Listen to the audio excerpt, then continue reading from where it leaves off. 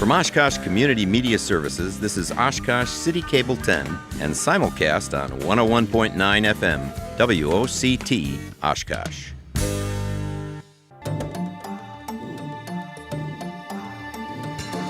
Welcome to Beyond the Badge, presented by the Oshkosh Police Department.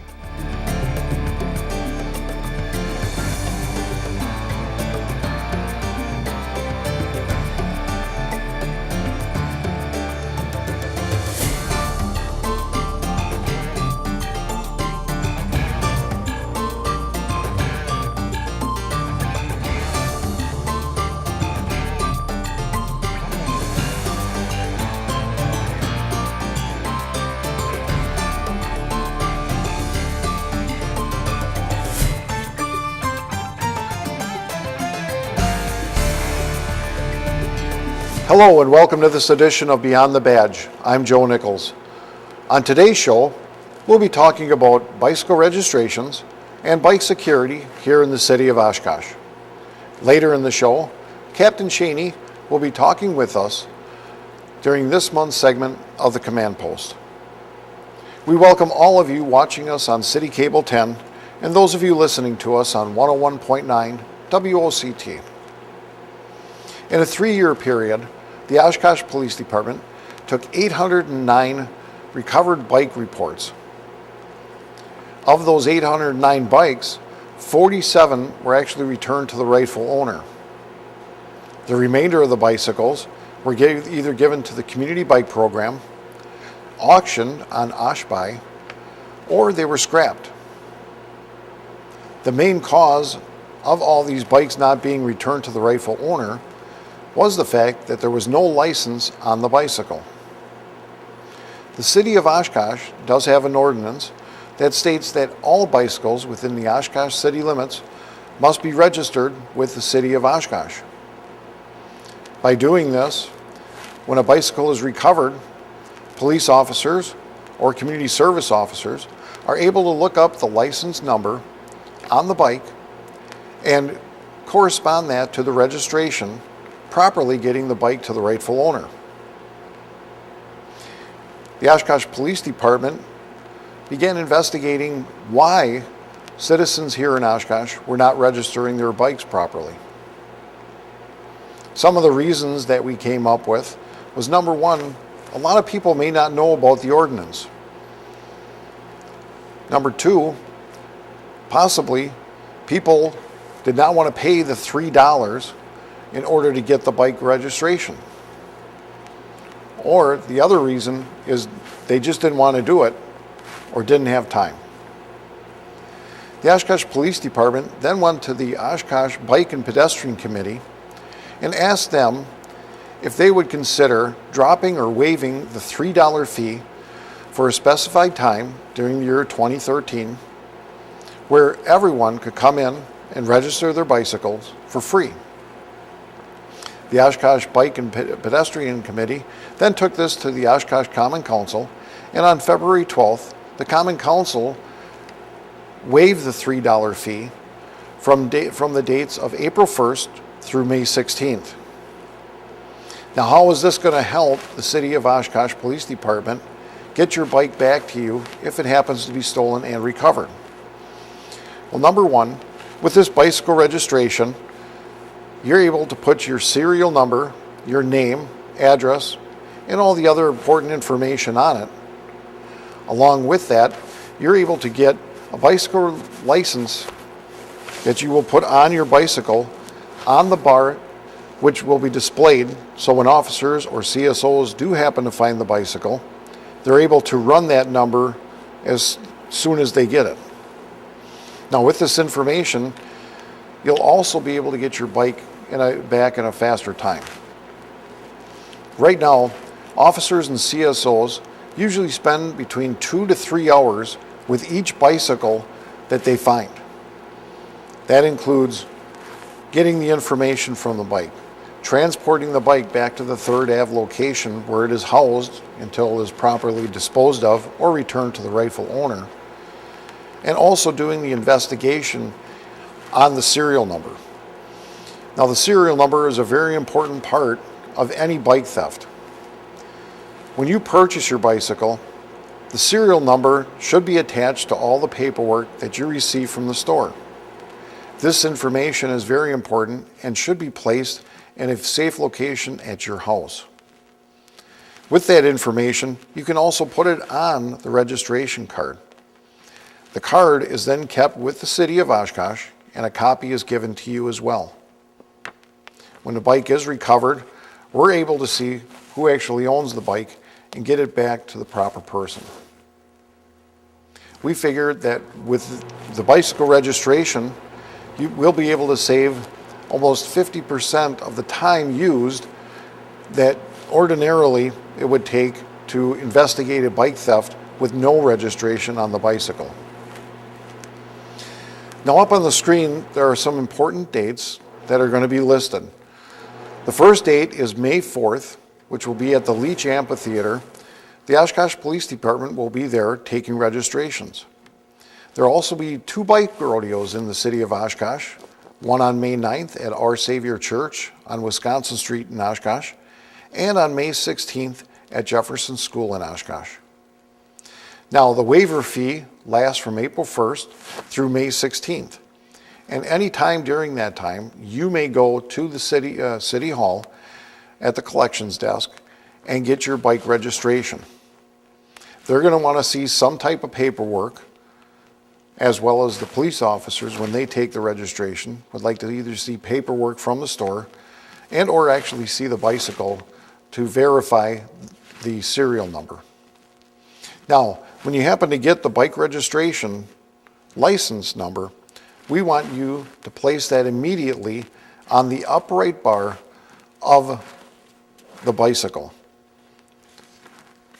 The registration, once again, stays with the City of Oshkosh, and if your bike happens to be stolen, you'll get your bicycle back in a quick manner. Now, one of the other important subjects that we want to talk about is securing your bicycle. We want you to write down the information or keep the paperwork that you get from the store where you purchased the bicycle in a safe location at home. Remember, when you take your bicycle out, or even if you leave it at home, lock it up. There are U-locks, chains with padlocks, or even a cable lock that you can use to secure your bicycle. Even if the bicycle is at your home in the garage or even outside, make sure that your bicycle is locked up. Now, if you have any questions in regards to locking your bicycle or in regards to getting the registration completed on your bicycle, you may call me at 920-236-5742. We'll be right back after this short break with Captain Cheney.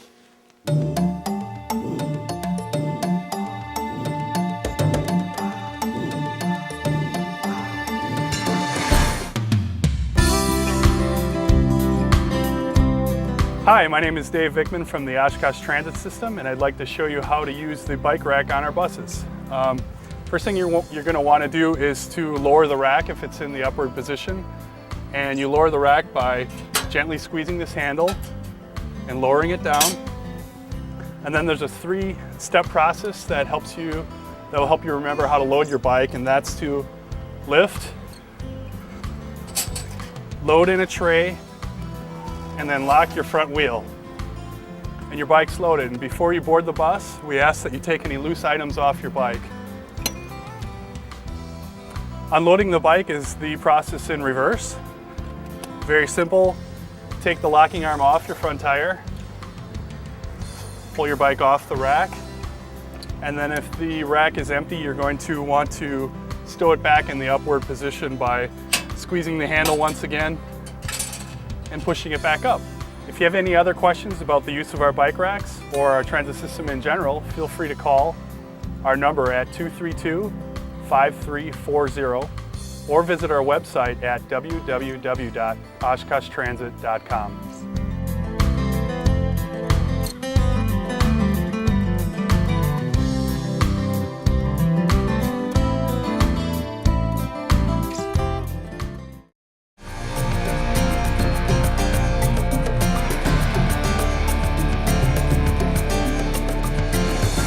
Welcome back to Beyond the Badge. Right now, we're going to send it over to Captain Cheney for this month's command post. I'm the captain of patrol for the Oshkosh Police Department. I've been asked to speak a little bit about the incident command structure, or the ICS structure, that our department follows for critical incidences. ICS is the incident command structure, and it's a structure that provides a unified command by breaking up the structure into various sections, and within each section there is a identified supervisor or boss that each group reports to, and it funnels up the chain, and ultimately the decisions are made by the chief of police in such incidences. As I said, it's a structure that provides unity, and some of the benefits of that unity include communication, improved communications. It provides an understanding of who to report to, a better system for collecting information, and allows the various sections to take that information and develop an incident action plan, and to manage the resources in a more effective manner. Having said that, it'll make a little more sense to you if I explain to you what each section is, and just a slight overview of what each section does and how they all work together to accomplish the goal of resolving a critical incident. At the top of the structure is the chief of police. The chief's role in this structure is to not be directly involved, but rather indirectly. And in that capacity, he's able to make critical decisions based on information and not emotion. Below the chief of police is the incident commander. That's a role that I fill for our department, and I've been designated by the chief of police. My role has a bunch of different duties, as does the other areas in the structure. One of them is to assemble the section chiefs and to make sure that all the positions are filled. We used to organize within an actual building here at the police department or elsewhere, and recently we've moved to being out in the field in a mobile command post. Inside that mobile command post is the chief of police, myself as the incident commander, Lieutenant Don Wilson under operations, Lieutenant Kevin Conrad under planning, Captain Cindy Theldorf under logistics. Also attached to the deployment is the negotiations or negotiators section. Other sections for larger scale events also include the PIO, the finance liaison, and safety officers. Having said that, in the mobile command post, it's typically the operations, planning, logistics, incident commander, and the chief. All those sections coordinate the manpower and resources that come together to resolve the situation. For my part, after assembling and making sure that all those positions are filled, my first priority is to make sure that the team is working together to protect life. We do that in many different ways. We establish different perimeters, including inner and outer perimeters. We account for where our manpower is. We also take the information that's been gathered to that point. After protecting life as a first priority, we look to minimize any property damage. We develop an incident action plan to move the situation steadily forward to resolution. This is a team effort, and in the team, the next spot that I'd like to talk about is the operations section. Operations is most readily defined as being a part of the information gathering and coordination of the tactical teams. This could be the CRT team or the tactical team itself. In a typical CRT call-out, there's a close connection between the operational chief and the team leader for the crisis reaction team. Information is shared. Different strategies are assessed based on the information that is presented, and it is passed along to the incident commander and evaluated. Next spot that I'd like to talk about would be the planning section. The planning section chief is responsible for gathering the information at the onset of the incident, briefing all the sections that I described earlier, coordinating the resources, and assisting in the development of the action plan with the section chiefs described earlier. This position logs in the information coming from all of the different sections and provides a clear look at that information so that proper decisions can be made. When talking about the logistics section, it can be seen as a support to what resources are needed. It's a support to the manpower resources and includes manpower as a resource. For instance, if we need to have barricades brought to the scene to assist in closing down the outer perimeter, the request would go through logistics.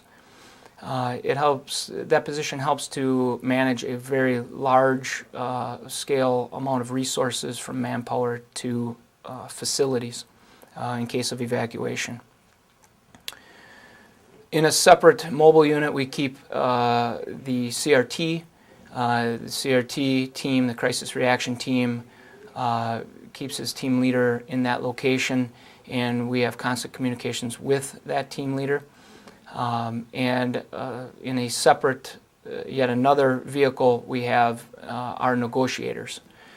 The key to the working of the various groups is the communication among them, and one of many ways that we do that is not only through cell phone radio, but also through eSponder, which is a computer program that allows us to assign out tasks, log what has been done, ultimately have an incident memorialized, and also to review so that we can improve upon weaknesses.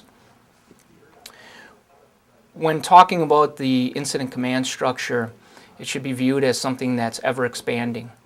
I jumped to my direct involvement and the planning, logistics, and operation along with the chief. I jumped to the section that we're involved in. Realistically, what happens on a day-to-day basis is we have our patrol units out on the road. They are the initial first responders to a critical incident. When they arrive, they start the incident command structure from the very get-go. When an officer arrives, if he's the primary officer, he calls out incident command over the radio so that all responding units understand that he's in charge of making the decisions at that time. If I am a responding officer, I know to go direct with that individual on the air who called out incident command, and I take directions from him. The person in the incident command role has a large responsibility for ensuring that resources are brought into the incident in a safe and effective manner, and that the incident is handled to minimize loss of life and loss of property, and to allow the incident to come to a successful resolution. When supervisors who run the shift arrive on scene, it's their role to take over that incident command position. And so you'll see a changing of the guard, so to speak. You'll see it go from a first responding officer to a more senior or higher ranking officer that arrives on scene.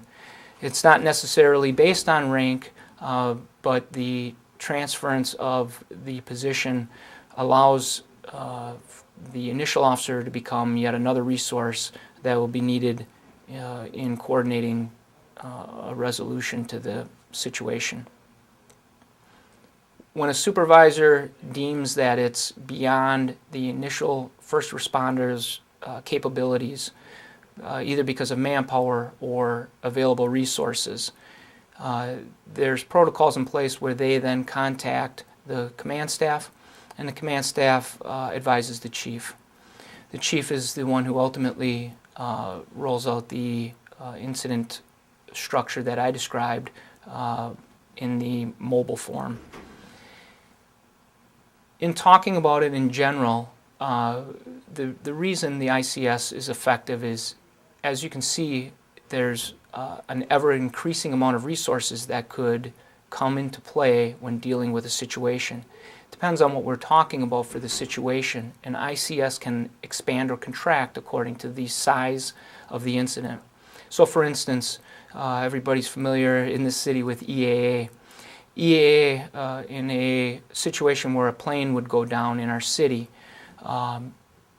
such a large-scale event would roll out a lot of different resources, but it allows us to know how to respond to that large-scale event in an organized fashion. It allows the mobilization of people in a grand scale in an organized manner. It allows the input of information so that the action plan can be developed by the section chiefs, the incident commander, and the chief, and it allows clear direction to all the resources so that they're being utilized effectively.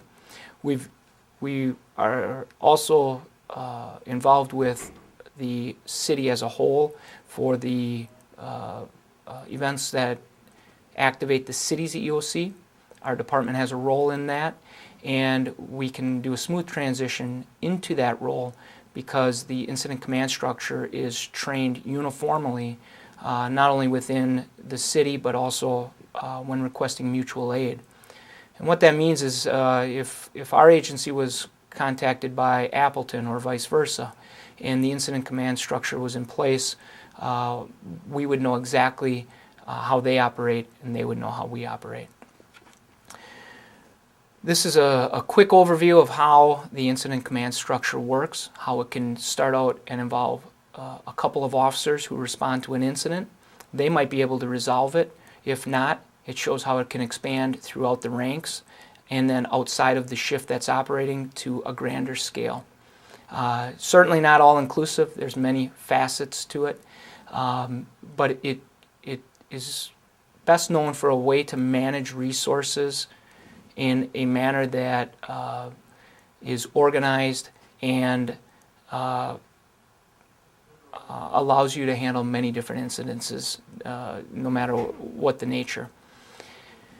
Another thing that I just wanted to touch on in the remainder of my time is something that we've recently worked on in our community. Most of you have probably heard that the Sheriff's Department has recently switched over to a interoperable radio system, an 800 digital megahertz system. I just thought I'd take the time to explain that we're part of that Foxcom community, and our department, as early as last Thursday, have also become a part of that. And that's an important tool for our agency, especially when talking about interoperability, the ability to communicate between agencies, not only just the Sheriff's Department, but all other agencies. And when you're rolling out the incident command structure, and if it's a multi-jurisdictional situation, this is yet another tool that improves the communication. Communication is the key to everything that was discussed today. It's what allows us to coordinate and disseminate information and act upon that information and resolve situations effectively.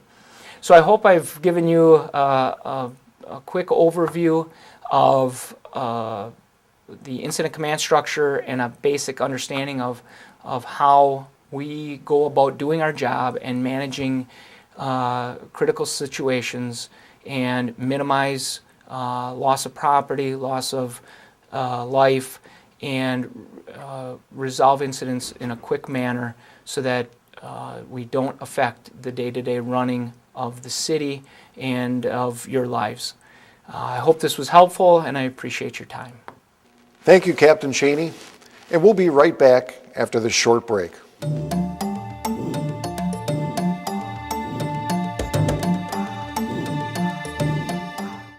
When you're behind the wheel, always watch for people walking and biking. It's Wisconsin law to give bikes at least 3 feet when passing. In Wisconsin, the laws are the same for bicyclists and motorists. So if you bike, ride with the traffic and obey stop signs and lights. People ride bicycles to go places, get exercise, reduce pollution, save money, and have fun. Watch for people riding bikes when you're driving. Share and be aware. We're all responsible. It's not just what you say, it's how you say it. Take responsibility. Life consists of each day, not just big events sometime in the future. It's the little things, too. Taking responsibility can be hard and taxing. It's not something you master over the weekend, so start right now. Don't shift responsibility and blame onto others. Share disagreements publicly. Speak your piece and take responsibility. Go to the OshkoshCivilityProject.org and sign the pledge.